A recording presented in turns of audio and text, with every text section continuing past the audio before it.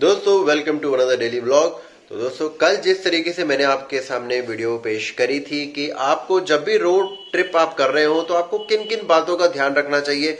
तो कल हमने डेस्टिनेशन प्लानिंग, रूट प्लानिंग और आपका काफी सारे बाकी इंपॉर्टेंट पॉइंट्स को कवर अप करा था। बट अब आपको डॉक्यूमेंटेशन में क्या रखना चाहिए अपनी कार के रिगार्डिंग और कार की मेंटेनेंस वगैरह, ये आज की जो सीरीज है दोस्तों, आज की जो वीडियो है वो पूरी कार के रिलेटिंग होगी कि आपको कार के साथ में क्या क्या चीजें आपको पॉइंट्स टू रिमेंबर हैं मेनली। तो चलिए आइए स्टार्ट करते हैं। तो सबसे पहला पॉइंट आपका जो है दोस्तों, आपको डॉक्यूमेंट्स क्या क्या अपने पास में रखने हैं।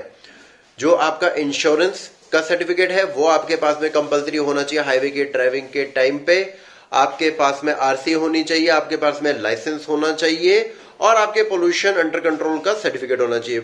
अब इसमें से जो आरसी है और जो लाइसेंस है वो आप डिजिटली रख सकते हैं। आपके पास में गूगल प्ले स्टोर या फिर एप्पल का स्टोर में आपको एम परिवहन की ऐप मिल जाएगी, उसको आप डाउनलोड कर लीजिए। डाउनलोड करने के बाद में आप उसमें अपने मोबाइल नंबर से लॉगिन कर लीजिए, ओटीपी आएगा, आपका लॉगिन हो जाएगा। लॉगिन होने के बाद में वहां पे आपको चेसिस नंबर पूछेगा, चेसिस नंबर और इंजन नंबर आप डालिए।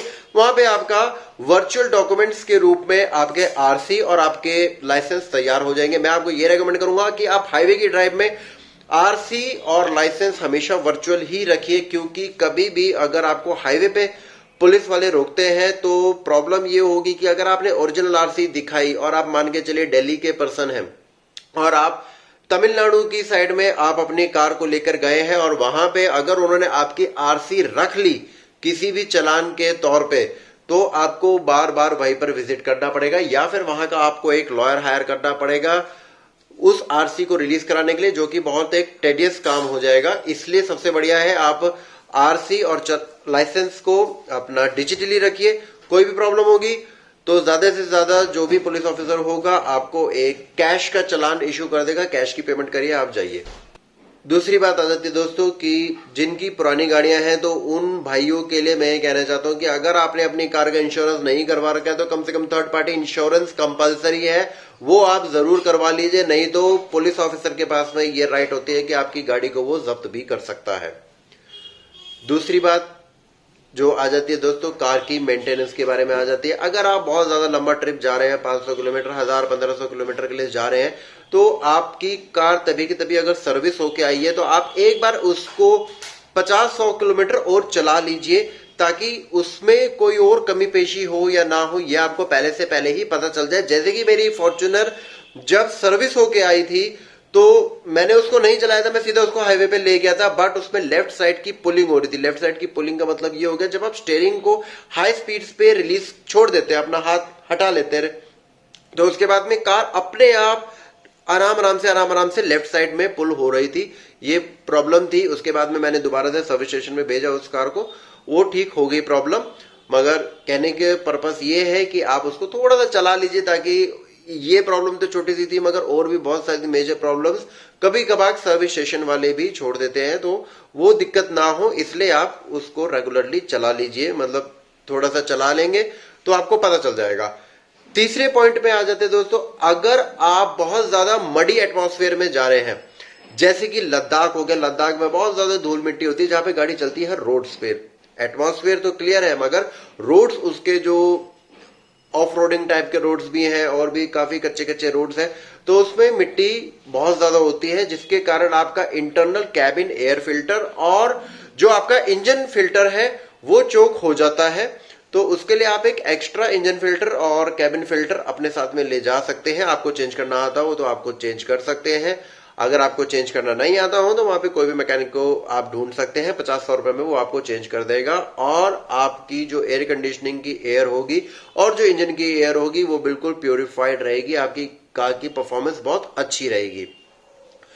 अगली पॉइंट पे दोस्तों हम आ जाते हैं। अगला पॉइंट ये है कि अगर आप ऐसे एटमॉस्फेयर में जा रहे हैं जहां पे नेगेटिव में टेम्परेचर चला जाता है, मतलब -20, -25, जैसे कि स्पीति वैली वगैरह हो गए, तो यहां पे सर्दियों के टाइम पे -20, -25 का टेम्परेचर चल जाता है। पेट्रोल कार है तो इतनी दिक्कत नहीं पड़ती है, मगर अगर आपकी डीजल कार है तो डीजल कार में यह प्रॉब्लम पड़ेगी कि जो उसका डीजल है वो फ्रीज हो जाएगा।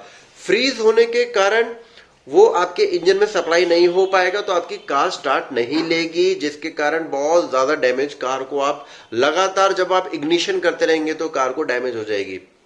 उसके लिए बहुत सिंपल तरीका है, आपने कुछ नहीं करना है, मार्केट से एक एंटी फ्रीज आता है जो कि डीजल का के लिए यूज होता है, उसको आप लीजिए, डीजल की टंकी फुल कराइए अपना, उसमें आप वो इंसर्ट कर दीजिए। पूरी रात भी आपकी गाड़ी -20 -25 टेम्परेचर में खड़ी रहेगी, तब भी आपका डीजल फ्रीज नहीं होगा। अगली पॉइंट पे हम आ जाते हैं दोस्तों। तो अगला पॉइंट ये है कि आप गाड़ी की बैटरी पे फुल्ली डिपेंडेंट मत रहिए, यानी कि आप अपनी इक्विपमेंट्स चार्ज करने के लिए, जैसे कि अपने सेलफोन्स वगैरह को चार्ज करने के लिए फुल्ली गाड़ी की बैटरी पे डिपेंडेंट मत रहिए। अपना एक अलग से पावर बैकअप जरूर लेके जाइए, पावर बैंक जरूर लेके जाइए, क्योंकि माइनस टेम्परेचर्स में मैक्सिमम जो कार की बैटरीज होती है वो तो ड्रेन हो ही जाती हैं, बट कुछ उम्मीद है कि हाँ जो पावर बैंक्स है जैसे कि सूटकेस वगैरह में रखे रहते हैं तो थोड़ा गर्म एटमॉस्फेयर में वो रहेंगे, तो वो इतनी जल्दी ड्रेन नहीं होंगे, तो उससे आप कम से कम कॉलिंग का काम तो आप कर ही सकते हैं। तो ये दोस्तों आज की वीडियो थी। दोस्तों वीडियो को थोड़ा शॉर्ट बनाने के चक्कर में हो सकता है मैं काफी सारे पॉइंट्स मेरे माइंड से स्किप हो गए हों जो कि काफी एसेंशियल पॉइंट्स हो, बट दोस्तों अगर आज की वीडियो अच्छी लगे तो आप लाइक एंड सब्सक्राइब का बटन दबाना जरूर याद रखें। अगर आप फेसबुक पे देख रहे हैं तो हमें फॉलो करना जरूर याद रखें। चलिए आइए मिलते हैं कल एक नई वीडियो के साथ में, एक नए ब्लॉग के साथ में। Till then goodbye and take care.